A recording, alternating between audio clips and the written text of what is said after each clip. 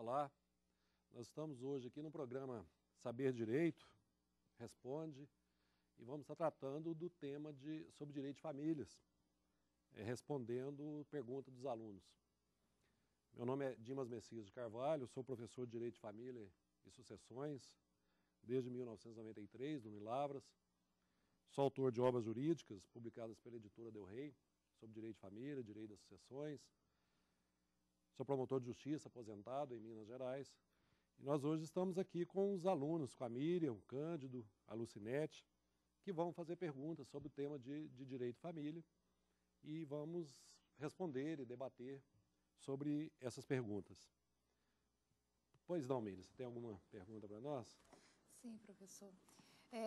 Com relação às mudanças graduais do contexto de família que existe hoje em dia, nós temos a relação da união homoafetiva. E a minha dúvida é com relação à aplicação da Lei Maria da Penha quando se trata das relações compostas entre dois homens. Se houver alguma agressão naquele contexto familiar, cabe a aplicação da Lei Maria da Penha para essa situação? A questão da união homoafetiva, talvez hoje, Miriam, é a grande discussão, né, que nós estamos tendo aqui no direito de família. A união homoafetiva, nós temos na Constituição Federal ali a previsão, né, de 3 modelos de família, foi uma das grandes modificações aqui dos eixos modificativos da Constituição Federal de 1988, foi a possibilidade de pluralidade de famílias, o reconhecimento, né, na legislação de outros modelos de famílias além do casamento. Aquela família tradicional que nós tínhamos no direito brasileiro, patrimonializada, que se constituía apenas pelo casamento, que tinha um homem como a figura ali do cabeça do casal, ela, com o desenvolvimento, com a evolução da sociedade, a Constituição acabou reconhecendo esses vários outros modelos de família que até então eram invisíveis pela lei. Mas a Constituição, quando ela quis tratar ali dos modelos de família, ela trouxe alguns exemplos, né, meramente exemplificativos, na realidade eles não são taxativos, da união estável entre um homem e a mulher, do casamento entre o homem e a mulher, e das famílias monoparentais, quando são apenas os pais e seus descendentes. E a recente decisão do Supremo Tribunal Federal, que foi um grande julgamento, e talvez ele tenha modificado bastante talvez o nosso próprio sistema, né, porque hoje nós temos, na realidade, 2 sistemas jurídicos no mundo. Né? Nós temos o sistema Civil Law, que é o sistema que foi seguido pelo Brasil, né, as legislações de origem romana, né, e surgiu lá na Revolução Francesa, quando houve a tripartição lá dos poderes. E esse sistema de Civil Law é aquela que tem a lei como referência. Logo no surgimento, o juiz ele ficava preso ao texto da lei.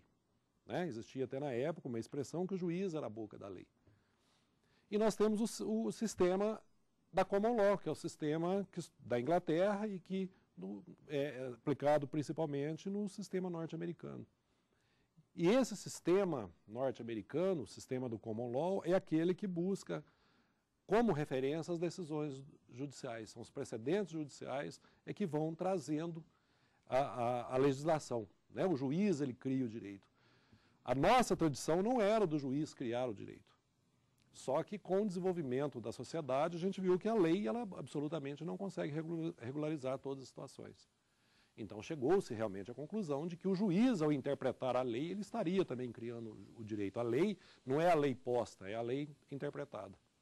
E essa decisão do Supremo Tribunal Federal, ao reconhecer as uniões homoafetivas como um modelo de família, né, que as uniões homoafetivas é mais um modelo de família, ele está agasalhando a união de pessoas do mesmo sexo. E a decisão do Supremo foi de que deve se aplicar às uniões homoafetivas também às relações das uniões estáveis entre o homem e mulher. Eu acho que com esse fundamento,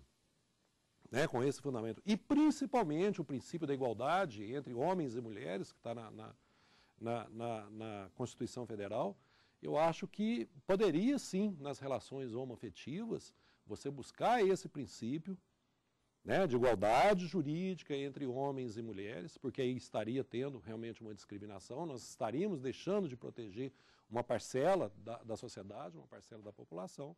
Eu acho que você poderia sim aplicar essa lei. E o fundamento na aplicação, porque ela é uma lei protetiva, o objetivo dela é proteger na relação familiar. Agora, o objetivo dela era proteger a parte mais fraca, que seria a mulher. Numa relação homoafetiva, se for olhar pelos gêneros, nós teríamos duas relações de pessoas iguais. Mas o objetivo da lei é a proteção jurídica dentro da família, é evitar a violência dentro da família. Então, com fundamento na igualdade jurídica de homens e mulheres, como um princípio, um direito fundamental, eu acho que pode sim aplicar diante dessa decisão do Supremo. Nós estamos observando aqui no Brasil cada vez mais a aproximação, e a gente tem visto isso nas demandas repetitivas, a gente tem visto isso nas súmulas vinculantes, em que as decisões judiciais realmente estão criando os precedentes e estão criando o direito. Ao criar um precedente, como ocorreu no Supremo Tribunal Federal, em considerar iguais, tá, aplicando a mesma relação de um homem ou uma mulher, a mesma relação entre pessoas do mesmo sexo, estaria incluído a união entre dois homens. E se o objetivo é a proteção, eu não vejo qual a razão de não se aplicar. Apesar que parece que vem predominando na doutrina e na jurisprudência o entendimento que se aplicaria exclusivamente à mulher. Mas aí nós estaríamos deixando uma parcela da população, uma minoria desagasalhada. E eu acho que esse não pode ser o objetivo da lei. E eu acho que é justamente aí nessas decisões dos tribunais é que você vai temperar a lei para aplicar a lei ao caso concreto. Vamos agora para a próxima pergunta, aqui do aluno do Cândido. Pois não, Cândido. Os filhos havidos do casamento possuem mais direitos que os filhos havidos de uma família paralela? Ô Cândido, ótima pergunta essa que você fez, né? Porque também foi uma das grandes modificações que nós tivemos no direito brasileiro após a Constituição de 88, que foi a igualização dos filhos. Hoje os filhos, não importa qual que seja a sua origem, se seja por adoção, se seja filhos adulterinos, se sejam filhos havidos por uma paternidade socioafetiva, por uma inseminação artificial heteróloga, hoje eles possuem exatamente os mesmos direitos. E é interessante que nós temos visto até um avanço ainda maior na jurisprudência, em recente decisão aqui do STJ, em que foi relatora a ministra Nancy Andrighi, ela chegou inclusive a condenar um pai. Né? Foi mantida a condenação de um pai por dano moral, que até um dos temas que nós estamos escrevendo sobre isso, do pai que, apesar de ter pago os alimentos em dia ao filho havido fora do casamento, ele não deu assistência, ele não cuidou desse filho. E coube, inclusive, uma ação por dano moral. Satisfeito? Vamos agora para a Lucinete, né? Pois não, Lucinete. Pois é, professor. Com relação ao regime de bens, ele pode ser modificado durante o casamento? Também ótima pergunta. Foi uma das grandes modificações que nós tivemos no Código Civil de 2002, Lucinete. O regime de bens, ele era imutável na constância do casamento. Então nós tínhamos eram dois princípios que nós tínhamos que regular o regime de bens anteriores, que era o regime de bens, era a imutabilidade do regime de bens e a autonomia da vontade para você poder escolher antes do casamento. Então, antes do casamento, você teria a plena liberdade de estar escolhendo o regime de bens, mas a partir do Código Civil de 2002, aí você pode modificar. Então, nós passamos aí para o regime de mutabilidade relativa. Alguns autores falam do regime de mutabilidade, mas ele é uma mutabilidade relativa. Porque para você modificar esse regime de bens, é necessário que ambos os cônjuges aceitem essa modificação. Se não tiver a concordância do marido e da mulher, ele não pode ser modificado. Então eles fazem um pedido perante o juiz, apresentam os seus motivos e o juiz autoriza a modificação do regime de bens. E você, Miriam, você teria mais alguma pergunta? Sim, professor. Com base no fenômeno da mutação constitucional, professor, o STF ele reconheceu a união estável entre pessoas do mesmo sexo. A minha dúvida está no seguinte: não basta unicamente esse reconhecimento por forma da interpretação. Que medida nós podemos adotar para proporcionar uma segurança maior para essa nova família que surge? Miriam, outra pergunta muito boa e muito interessante. Essa decisão do Supremo Tribunal Federal, ela no reconhecimento de pessoas do mesmo sexo como entidade familiar, né, como uma união estável homoafetiva, ela está trazendo uma grande modificação no direito brasileiro. E aí eu volto naquela resposta da questão anterior. A questão da grande discussão se nós estamos aplicando no Brasil a teoria dos precedentes judiciais, que é a teoria, que é o sistema jurídico que é aplicado nos Estados Unidos, né, o sistema norte-americano, em que as decisões judiciais elas vinculam. Então, no direito americano, as coisas não devem ser modificadas, as coisas devem estar, né, devem ficar como estão. Isso significa o quê? Que toda nova decisão, eles têm que observar a decisão anterior. Você tem que aplicar uma decisão anterior, você não pode estar modificando as decisões. E isso traz uma grande segurança jurídica, que é o objetivo da sua pergunta. Por quê? Porque as pessoas, passa a existir uma estabilidade. As decisões judiciais não vão estar causando surpresa. E isso é de extrema importância para a segurança jurídica. Então, quando você ajuiza uma ação, você já sabe, você já espera qual que seria aquela decisão dos tribunais. E no Brasil, infelizmente, não existe essa obediência, não existe essa tradição na obediência aos precedentes. A decisão do Supremo, ela foi erga omnes e com efeito vinculativo. Mas o juiz ele não está obrigado a estar aplicando essa decisão. E o que nós estamos tendo hoje aqui no Brasil? Nós estamos tendo 5 estados hoje da federação, já existem nos seus regulamentos da Corregedoria de Justiça, nos provimentos, previsão do procedimento para habilitação ou da conversão da união estável homoafetiva em casamento, em 5 estados. Mas nós temos estados em que os juízes não concordam, que os juízes indeferem os pedidos de habilitação por impossibilidade jurídica, já que a união estável ela é caracterizada por um homem e uma mulher, conforme descrito na Constituição e conforme descrito no Código Civil. Uma coisa muito importante a gente ressaltar, isso é muito importante. Nós temos hoje no Brasil uma pluralidade de famílias. Então nós temos vários modelos de família. Nós temos, por exemplo, a família anaparental, em que convivem irmãos, né, sem o pai e sem a mãe, que é uma família. Né? E nós temos a família homoafetiva, que é um outro modelo de família em que vivem casais do mesmo sexo. Então, nós não estamos querendo que a família homoafetiva seja uma família união estável. Família união estável é um modelo de família em que vive um homem e uma mulher sem estarem formalmente casados. A família homoafetiva é uma família que vive pessoas do mesmo sexo sem estarem casados. O que o Supremo diz? Que para você aplicar a família homoafetiva, como não existe previsão legal, se aplicam as mesmas regras da união estável entre um homem e uma mulher. Agora, uma outra discussão muito grande. Nós estamos tendo no Brasil um ativismo judicial. O Supremo Tribunal Federal ele está decidindo além do que a lei permite? Ou o Supremo Tribunal está exercendo o seu poder, dever, de decidir as questões que não estão previstas na lei de acordo com o direito? Esta é uma grande questão hoje.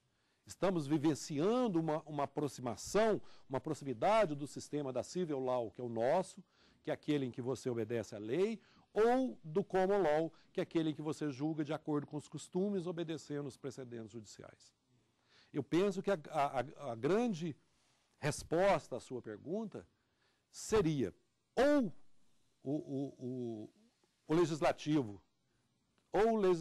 decidir, apreciar, né, e regulamentar a questão das uniões homoafetivas, ou nós aplicarmos a teoria dos precedentes judiciais e as decisões terem forças vinculativas em todos os juízes, para poder acabar a insegurança jurídica, para poder acabar o que está acontecendo hoje. Se você for em um estado, homem e mulher conseguem casar, pessoas do mesmo sexo, 2 homens conseguem se casar e outros não. Senhores telespectadores, nós iremos agora para um breve intervalo e logo em seguida voltaremos no segundo bloco do programa Saber Direito Responde.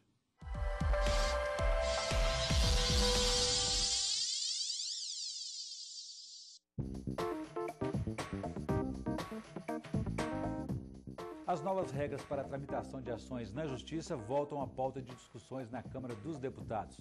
É possível reduzir a burocracia e o tempo dos processos? Qual será a influência da informatização? E como tratar o excesso de recursos? Esses são os principais temas do pensamento jurídico dessa semana, numa produção da Magis, aqui na TV Justiça. Não perca!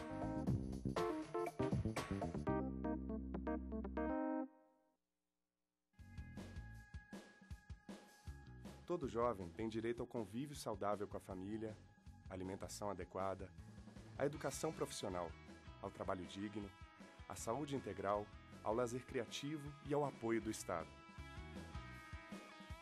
Inclusive os jovens em conflito com a lei. Justiça ao jovem, porque ele também tem direito ao futuro.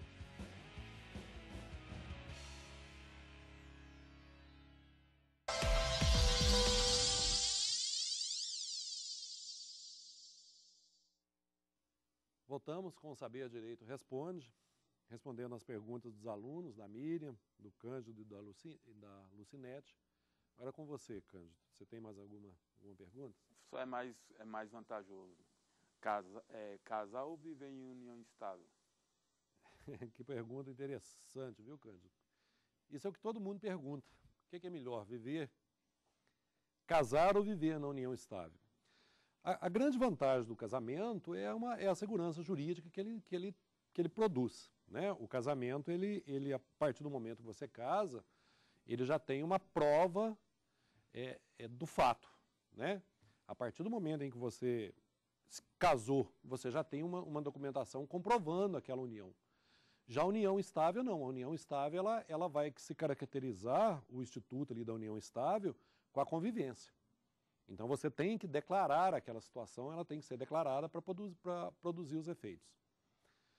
Na questão do regime de bens, eles são bastante semelhantes, porque no casamento, se você não escolher o regime de bens, aplica a comunhão parcial de bens. Na união estável, se você não tiver o contrato, também aplica a comunhão parcial de bens. Então, em questão do regime de bens, eles são semelhantes. Eu acho que talvez a maior diferença no casamento, além da questão de segurança e da tradição, né, da família brasileira, eu acho que seria a questão dos direitos sucessórios. Porque no direito sucessórios, o casamento, existe alguns regimes em que o cônjuge não seria herdeiro, que é o regime de comunhão universal, e no de separação obrigatória. Mas o cônjuge seria o herdeiro em todos os bens. Já na união estável, o companheiro ou a companheira são herdeiros apenas nos bens adquiridos onerosamente durante a união estável. E isso pode acontecer de uma pessoa casar e a outra já possuir uma grande fortuna e não adquirir nada mais durante a união, e depois, quando ele vier a falecer, ela não ser herdeira de nenhum valor desse patrimônio, porque ele não adquiriu nada na união estável. Então, seria a questão da segurança, a questão da prova do casamento, que ela é uma prova antes do fato, a partir do momento em que você celebrou o casamento, em que você declarou o casamento e foi declarado casados, você já existe a prova do casamento. Já a união estável, você precisa da convivência para poder caracterizar. Satisfeito, Cândido? Podemos passar para a Lucinete? Pois não, Lucinete. Pois é, professor. Caso decretada essa separação judicial, pode o interessado contrair novo matrimônio? Não, isso talvez essa dicotomia que é muito criticada pelos juristas aqui no Brasil. Para nós introduzirmos o divórcio no Brasil, em 1977, foi necessário uma grande discussão. E foi necessário que houvesse um grande acordo com os não divorcistas para que fosse aprovado. E aí criou, então, essa figura esdrúxula, até diria, de que você pode dissolver o casamento através do divórcio e que você pode terminar o regime de bens através da separação. E é uma coisa interessante, a separação judicial, né, que substituiu a expressão antigo disquite, ela termina com o casamento, mas não acaba. Ela termina a relação, mas você continua vinculado matrimonialmente. Então, as pessoas que estiverem apenas separadas judicialmente, eles não podem, você fica no meio termo ali, ele não pode casar. Eu até uso muito esse exemplo. Parece que são quando o funcionário público entra no serviço público e ele tem aquele período ali de estágio probatório ali, seria isso, a separação, você separa para que fosse aprovado o divórcio no Brasil, em 1977, você teria que separar primeiro, esperar um prazo de 3 anos de estágio probatório para depois pedir a conversão em casamento. A conversão da união, da separação em divórcio. A conversão, ela extinguiria o vínculo do casamento. A separação não extingue. Então você fica vinculado matrimonialmente e não pode se casar novamente. Você extingue o regime de bens, você extingue vários deveres do casamento, como, por exemplo, o dever de coabitação, fidelidade, né? O dever de viver juntos, mas você não extingue o casamento. Então, quem está separado judicialmente não pode se casar novamente. Pois não, Miriam. Vamos para uma terceira rodada de perguntas? Professor. Ainda voltando ao caso das uniões homoafetivas, né, com relação às medidas protetivas nesse contexto da família, eu fico bastante preocupada dentro das relações compostas por dois homens, que elas não têm uma regulação específica para essa proteção. O que o senhor acha que no ordenamento jurídico poderia ser feito para adequar a essa realidade do casamento entre dois homens através de medidas protetivas para garantir uma segurança maior no caso de uma violência doméstica do casal? Miriam, eu tenho um grande professor lá, que foi meu professor no mestrado, o professor Alexandre Bahia, que é um professor de Direito Constitucional e Processo Civil em Belo Horizonte. E o professor Alexandre Bahia, ele teve um artigo em que ele escreveu, em que ele dizia que essa decisão do Supremo, ela trouxe uma repercussão não esperada. Na realidade, a decisão do Supremo era que você pudesse se aplicar as mesmas regras da união estável, ali, como direito de pensão, direito a alimentos, direito à partilha de bens. E ela acabou trazendo uma repercussão que se não esperava. O que aconteceu? Muitas pessoas começaram a pedir a conversão da união estável em casamento. Aí alguns juízes deferiam, outros não deferiram, né? Então nós tivemos o primeiro caso de conversão da união estável em casamento em São Paulo e quase em seguida o segundo caso aqui no estado de São Paulo, o segundo caso aqui de Brasília, né? Eu não me lembro qual que era o gênero, mas um foi de 2 homens, outro de 2 mulheres. E essa modificação, o que nós estamos observando aqui, o que a gente via antes, da união estável ser reconhecida como família, antes da Constituição de 1988. Foi necessário o quê? Foi necessário o Supremo começar a decidir e ser expedido uma súmula para poder permitir a partilha de bens de quem vivesse em união estável, que nós chamávamos antes de concubinato puro e concubinato impuro.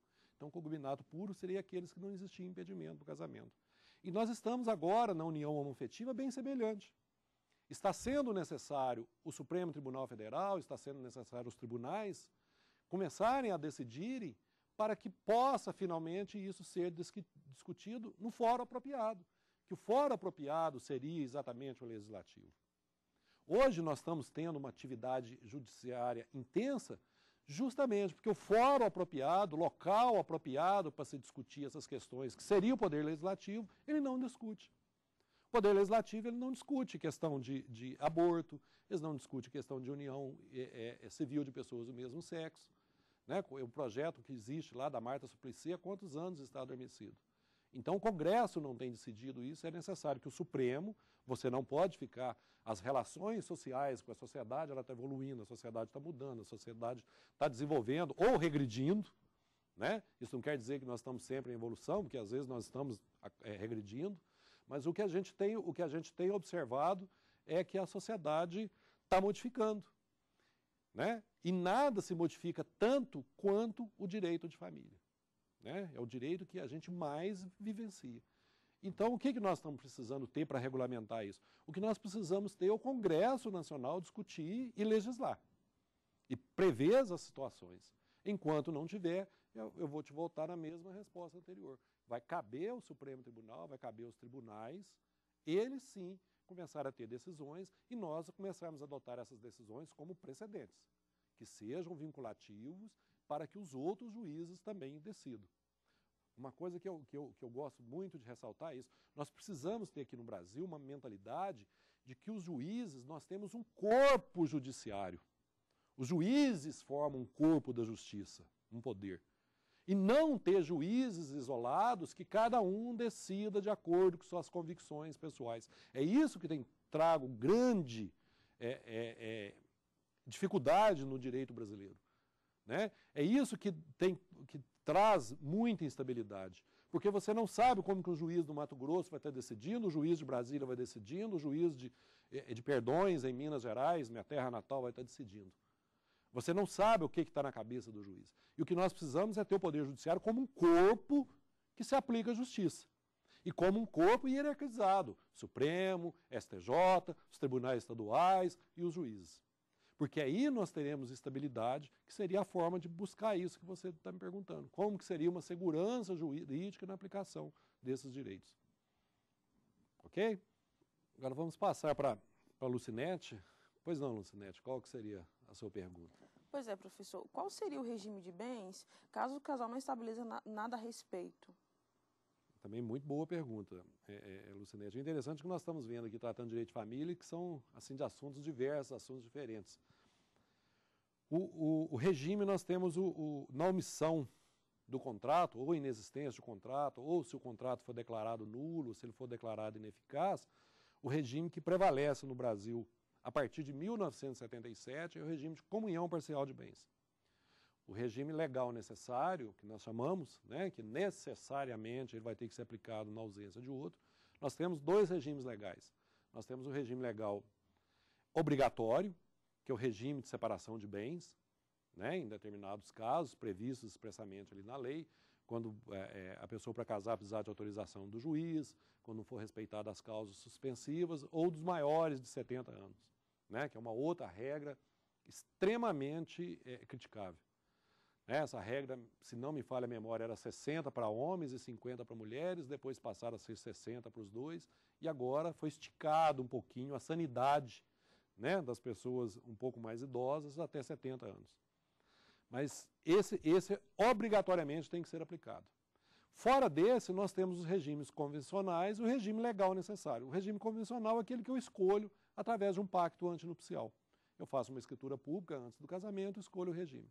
Se eu não fizer o pacto, ou se este pacto for nulo ou for ineficaz, este pacto aplica-se então ao regime da comunhão parcial de bens. Que é um regime de uma regra até simples. Aquilo que eu tinha antes é meu, o que você tinha antes é seu, o que nós adquirirmos durante a união pertence a nós dois. Né? A exceção principal disso é o que eu receber de herança ou de doação, ou que eu adquiri durante o casamento com renda proveniente de bens anteriores ao casamento. Então, aplica-se hoje a emenda, a lei do divórcio, ela alterou o regime de comunhão universal para o regime da comunhão parcial de bens, é o que se aplica, tanto no casamento quanto na união estável. Obrigado pela atenção, pela audiência, e estamos aqui, então, encerrando esse Saber Direito debate, com a presença aqui muito agradável da Miriam, do Cândido, da Lucinete. Esperamos ter esclarecido algumas dúvidas sobre o direito de família e até uma próxima oportunidade.